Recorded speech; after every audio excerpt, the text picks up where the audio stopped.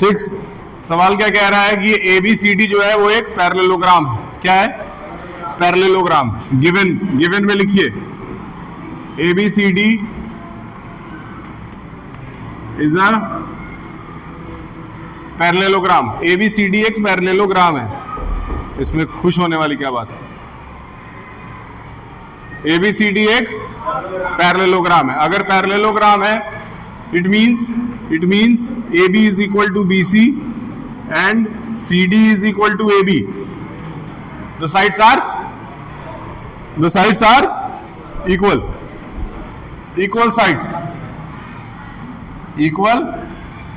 sides, equal sides. Write like this only. The sides are equal, and then AC is equal to AC. Sides are common. Is it easy? Not so tough. Three things you have got. From here you have got S, from here you have got S, and from here also you have got S. Is it okay?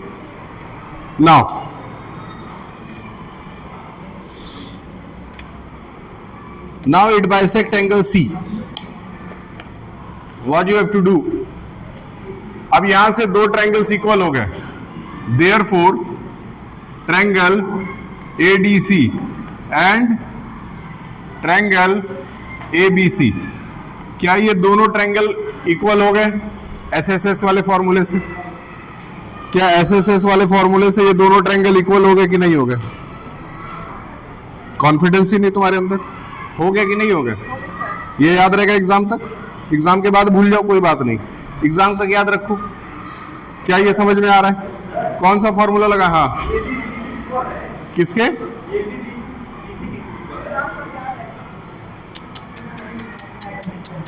AB किसके equal है?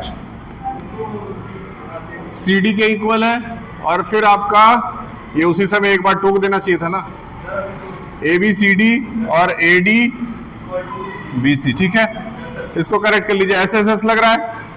अच्छा ठीक, ये SSS लग गया। Therefore यहां पे and की जगह कॉन्ग्रुएंसी का सिंबल बना लीजिए। एंड की जगह लग गया कॉन्ग्रुएंसी का सिंबल। अब देखिए आपको प्रूफ क्या करना था। सवाल में वो सीधी बात किया है, साफ सुथरी बात किया है कि ये दोनों एंगल से आपस में इक्वल है। ये दोनों एंगल्स आपस में इक्वल है। अगर ये दोनों एंगल्स आपस में इक्वल हैं तो बोल रहा है प्रूफ करिए कि ये भी दोनों आपस में इक्वल होंगे।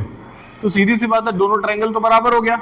अब दोनों ट्रायंगल बराबर हो गया तो ये इसका करस्पॉन्डिंग एंगल है, ये इसका करस्पॉन्डिंग एंगल है, कोई बड़ी बात नहीं है। इसका मतलब देयरफॉर बाई CPCT रूल लगाइए, लिख दीजिए एंगल। बताइए इसका नाम क्या लिखेंगे? इस वाले एंगल का नाम क्या लिखा जा सकता है? नाम बता दो।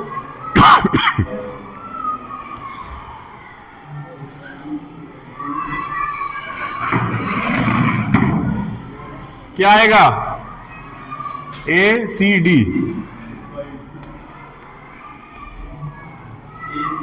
ACB। क्लियर है? कोई बड़ी बात? सिंपल है, यही प्रूफ करके लाना था। एक सवाल हो गया, बताओ इसमें कोई दिक्कत वाली बात? जितने डायग्रामेटिक क्वेश्चन है, जितने क्वेश्चन में फिगर्स हैं, वो क्वेश्चन सबसे पहले आना चाहिए हमको। फिगर वाले अगर क्वेश्चन आ जाते हैं, मान के चलिए आपका 80% पेपर, 75% पेपर वहां से आप क्रैक कर सकते हैं फिगर वाले क्वेश्चन। ये एक फिगर वाला क्वेश्चन हो गया। इसके बाद एक और फिगर वाला क्वेश्चन निकालते हैं। अगला क्वेश्चन फिर से फिगर वाला और थोड़ा टेक्निकल है, थोड़ा बड़ा है और टफ भी है। इसको क्लियर कर रहे हैं। पहले डायग्राम बनाते हैं, तब तक इसको नोट कर लीजिए। SSS रूल लगाना है बस। अगर ये रूल याद रहेगा ना कि SSS we have to use SSS। अगर SSS ये तीन चीज पकड़ के रखेंगे, ये सवाल कभी भी आपसे गलत नहीं होगा। मैं बताया था, डायग्राम सही बनाएंगे 1 नंबर मिल जाएगा। अगर रूल्स SSS ये सही लिख दिए, 2 नंबर और ऐड कर दीजिए। देखिए ध्यान से समझिए। सबसे पहले डायग्राम आता है, डायग्राम। दूसरे नंबर पे आता है कंसेप्ट और तीसरे नंबर पे क्या आता है? कैलकुलेशन। ध्यान से समझिए। जब टीचर आपकी कॉपी चेक करता है, सपोज ये सवाल जो था आपका कितने नंबर का था, 4 नंबर का, अगर डायग्राम सही है 1 नंबर आपको तुरंत दे देगा, अगर कंसेप्ट भी सही है तो 1 नंबर और जोड़ लीजिए, और अगर कैलकुलेशन सही है तो कितना मिल जाएगा, 2। यानी कि अगर ये दोनों चीज भी आप सवाल में सही कर देते हैं तो 2 नंबर आपके हाथ में। हो सकता है कैलकुलेशन करने में किसी बच्चे से गलती हो जाए, लेकिन डायग्राम सही बना दीजिए, कंसेप्ट सही लिख दीजिए। डायग्राम सही बनाना और कंसेप्ट सही लिखने का मतलब क्या हुआ, डायग्राम मान लेते हैं इसके पहले सवाल में हम बना लिए, डायग्राम दिया भी था, बहुत सारे ऐसे क्वेश्चन हो गए जिसमें डायग्राम नहीं दिया रहेगा। अच्छा ठीक, डायग्राम दे दिया, डायग्राम के साथ हम लोगों ने क्या कर दिया, कंसेप्ट लिख दिया, मतलब ये कंसेप्ट लिख दिया। अगर इतना भी लिख के छोड़ देते हैं, 4 में से 2 नंबर आपके झोली में गिर जाएंगे। ये चीज कंसेप्ट क्लियर होना चाहिए। ये इसके बाद जब बोर्ड से आएगा तो बोर्ड में भी इसी पैटर्न पे कॉपी चेक की जाएगी, साथ में बोला करो। अगला सवाल, अगला जो क्वेश्चन है वो थोड़ा टफ है, इसलिए इसको ध्यान से समझने की जरूरत होनी चाहिए। ध्यान से इस क्वेश्चन को समझ लो थोड़े समय के लिए अपनी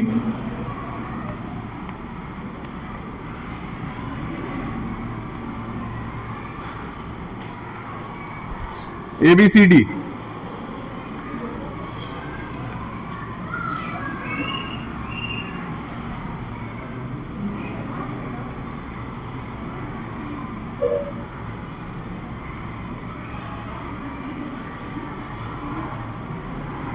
ये तुम्हारा क्वेश्चन है, ये तुम्हारा Q है, ये हमारा P है, ये हमारा C है।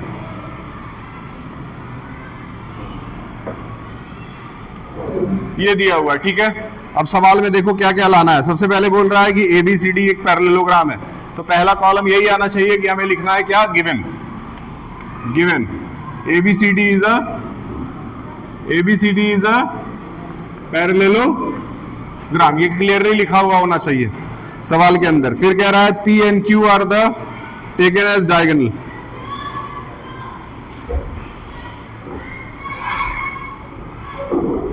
DP और BQ बराबर है, ये DP मतलब PD और BQ बराबर है, तो लिख दीजिए PD is equal to BQ। ये गिवन है, क्लियरली लिखा होना चाहिए। सवाल बस पकड़ना, सवाल नोट करना, सवाल नोट करने के बाद जो जो गिवन है वो लिख देना अच्छे से। जो गिवन लिख देगा 1 नंबर पा जाओगी गिवन लिख करके।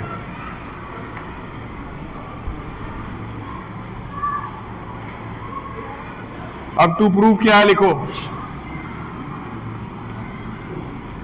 To prove that. अब इसमें प्रूफ क्या करने का है, triangle APD is congruent to triangle CQB। ये दोनों हमें प्रूफ करके लाना है। आप बताइए इसमें कौन सा रूल लगा सकते हैं। इतना तो आप पढ़े लिखे हो चुके हैं कि आपको इसको करने में कोई बड़ी बात नहीं होनी चाहिए।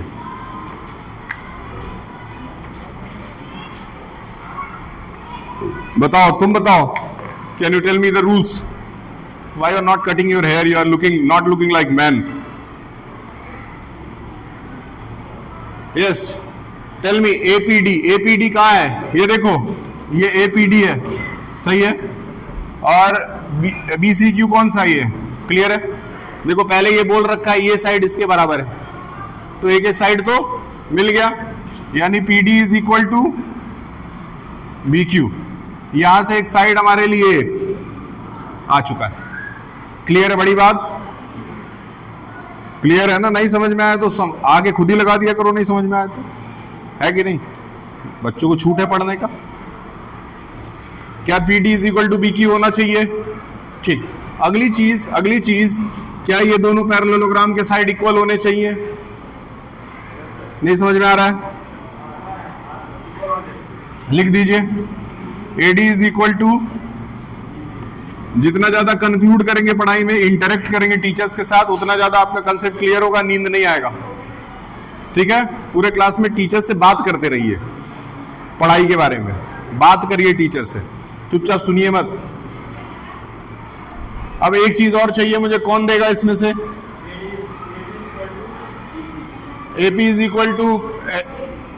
इक्वल टू क्यू सी दिया नहीं है, उसका कोई तर्क नहीं है, उसका कोई टेक्निकल टर्म नहीं है वो, तो इसीलिए उसके जगह मुझे कुछ दूसरा ऐड करना पड़ेगा। कौन सा ऐड कर ले?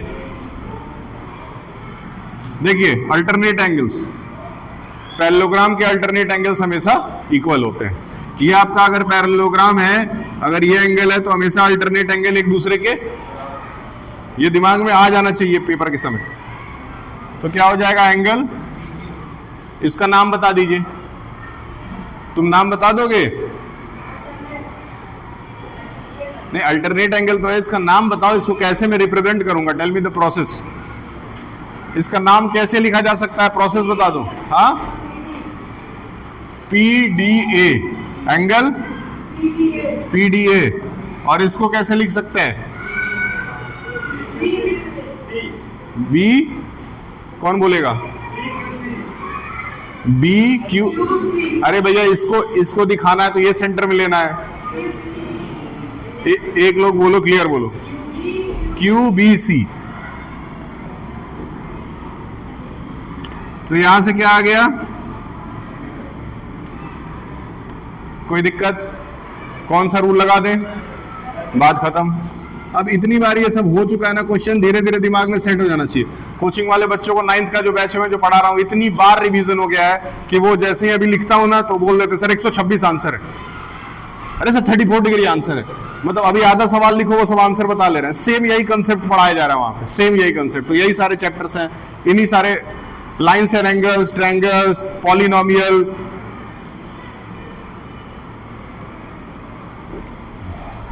जबकि तुम लोग के हाफ ईयरली में आ रहा है 4 चैप्टर, उन लोग के हाफ ईयरली में आ रहा है 7 चैप्टर। मतलब शुरू के जो 3 चैप्टर्स हैं वो भी आ रहे हैं। क्या कोई बड़ी बात? तो पहला वाला क्वेश्चन लग गया। पहला वाले क्वेश्चन में आपको बोला था कि अच्छा, अब पहला वाला जैसे ही लग जाता है ना तो समझ लो 75% काम हो गया, क्योंकि दूसरा वाला सवाल सीधे CPCT पे लगा देना। पहला वाला सवाल लग जाए तो दूसरा वाला किस पे लगेगा? CPCT पे, याद रखना ही है। तो अब दूसरे वाले क्वेश्चन के लिए बस क्या करना, देखो सिंपल टेक्निक। दूसरा वाला क्वेश्चन बोला है, देखिए दूसरा वाला क्वेश्चन बोला है कि AP is equal to CQ है, AP इज इक्वल टू ये बोल रखा है। तो बस सब लोग देख लो, जिन लोगों का मैथ में मन नहीं लगता उनकी बात कर रहे हैं, ठीक है। मान लो AP is equal to CQ दे दिया, आपको बस लिखना है बाई, दूसरा सवाल हो गया, 2 नंबर पा गए, क्लियर है। बस CPCT लिख के छोड़ देना, कोई टीचर इसको कट नहीं कर सकता है। अगर पहला वाला प्रूविंग हो गया है तो दूसरा वाला सवाल में बस CPCT लिख करके छोड़ देना, बस बात खत्म। तुमको समझ में आ रहा है? अभी बुलाएंगे।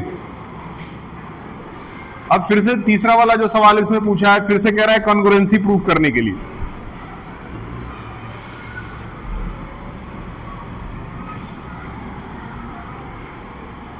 तीसरे वाले क्वेश्चन में फिर से कॉन्ग्रुएंसी है। क्या है देखिए, कह रहा है triangle AQB is congruent to triangle CPD। ये दोनों को आप कॉन्ग्रुएंट प्रूफ करके दिखा दीजिए। अब देखते हैं, अब बच्चों के हाथ में इसको छोड़ रहा हूं, इस वाले क्वेश्चन को बच्चों के हाथ में छोड़ रहा हूं। देख रहा हूं इसको कौन सा बच्चा कौन से रूल से क्रैक करके दे रहा है। क्या AQB यहां दिख रहा है? क्या CPD यहां दिख रहा है? लगभग क्वेश्चन एक जैसा है जैसे इसके पहले किए थे। Almost the question is same. देखते हैं कौन सा बच्चा बता रहा है पहला साइड क्या आएगा। पहला साइड क्या आएगा, कौन सा बच्चा बता रहा है?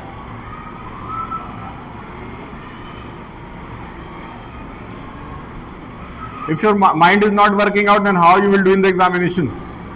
Don't see the fair copy. Don't see the solution from the copy. Solution is not the solution of the answer. कभी सॉल्यूशन देखना किसी बात का सॉल्यूशन नहीं है, सॉल्यूशन खोजना किसी बात का सॉल्यूशन है। बताइए कितना आएगा?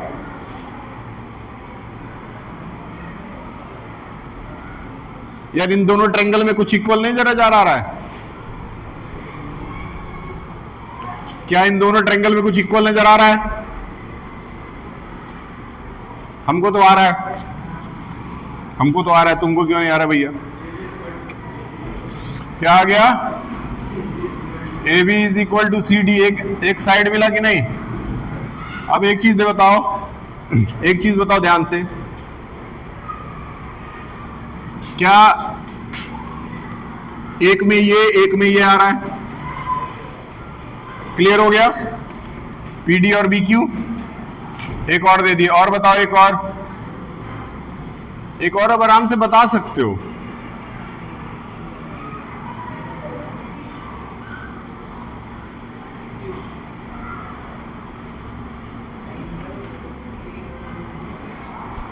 एक अल्टरनेट एंगल ले लेते हैं। अल्टरनेट एंगल कौन सा ले लेते हैं? ये अल्टरनेट है। नाम बता दो फटाफट, इसका नाम बताओ भैया। P D C, very good. इसका नाम बताइए। A B Q, very good.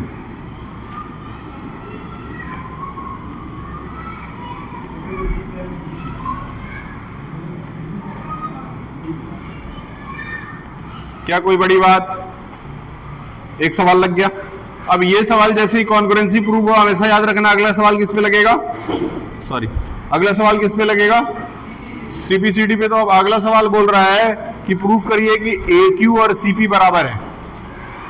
Second बोल रहा है ए क्यू और सीपी को बराबर प्रूफ करिए। ब्रैकेट में क्या डाल देंगे? बात खत्म, डन। बताओ ये चारों की कंसेप्ट क्लियर हुआ? सवाल बेसिकली दो ही लगाना था, दो तो उसी के भरोसे चल रहा है। सवाल दो ही लगाए, 4 सवाल था, 2 हम लगाए, 2 तो उसी के भरोसे चल रहा है। तो मन लगाओ पढ़ाई में तो रिस्पांस मिलेगा, घर में लक्ष्मी आएगी, पैसे आएंगे।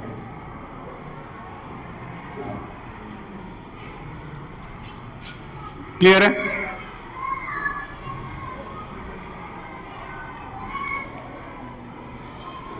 ठीक, अब एक और फिगर वाला क्वेश्चन ले रहे हैं।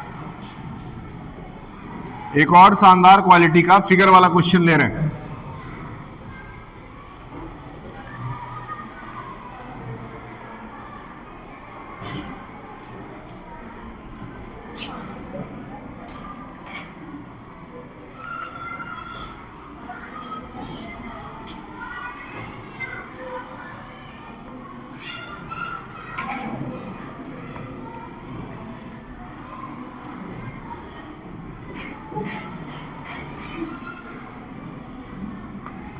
यही लास्ट है, इसीलिए इसको मन से कर लो पढ़ाई।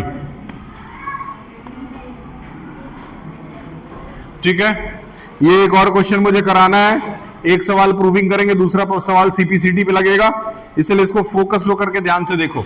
सवाल में क्या बोल रहा है मैं आपको रिक्वायरमेंट बता दे रहा हूं। ये एक रेक्टेंगल है, ये क्या है? रेक्टेंगल है। रेक्टेंगल में अपोजिट साइड्स इक्वल होते हैं, सारे एंगल 90 डिग्री के होते हैं। अपोजिट साइड्स इक्वल होते हैं और सारे एंगल 90 डिग्री के, सारे एंगल 90 डिग्री के होते हैं। चलो अब देखते हैं सवाल क्या मांग रहा है। सवाल मांग रहा है ए पी बी और सी क्यू डी को इक्वल करिए। सवाल यही मांग रहा है कि इन दोनों ट्रायंगल को बराबर कर दीजिए। इन द गिवन फिगर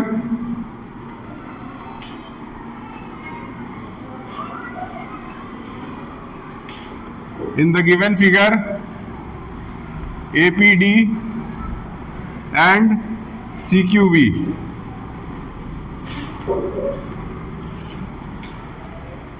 यहां ट्रायंगल का सिंबल लगा दीजिए।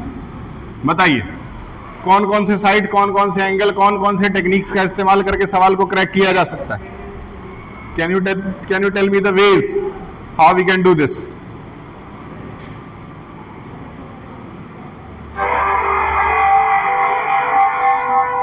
We don't have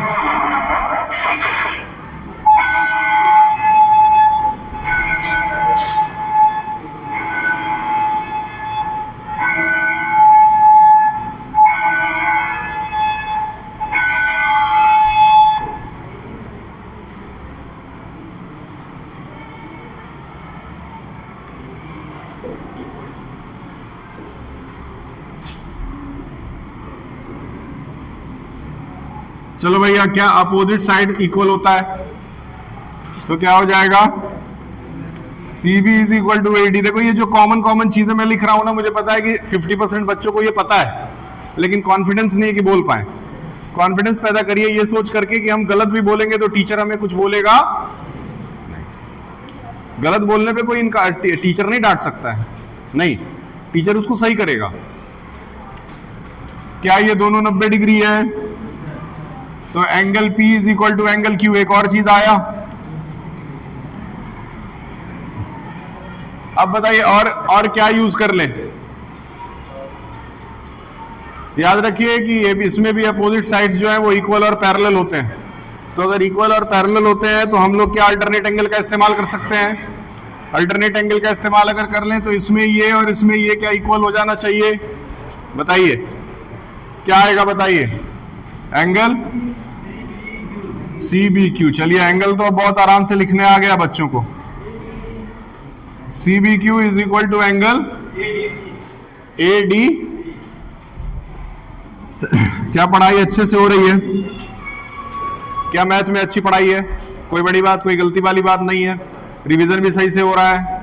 अब अभी से जो भी मेरे पास टाइम है उसमें हम लोगों को देखो 2 चैप्टर का रिवीजन तो बहुत अच्छे से कराएं जो हमने पढ़ाया था। अब ये दो चैप्टर बचे हैं, ये आने वाले 1 हफ्ते में यही रिवीजन कराते रहेंगे और उम्मीद करते हैं कि इस बार आप सब लोगों का 9th में नंबर अच्छा आएगा। और NCERT छोड़ करके कोई भी बाहर से सवाल नहीं आएगा, इसीलिए NCERT को एकदम रट डालिए।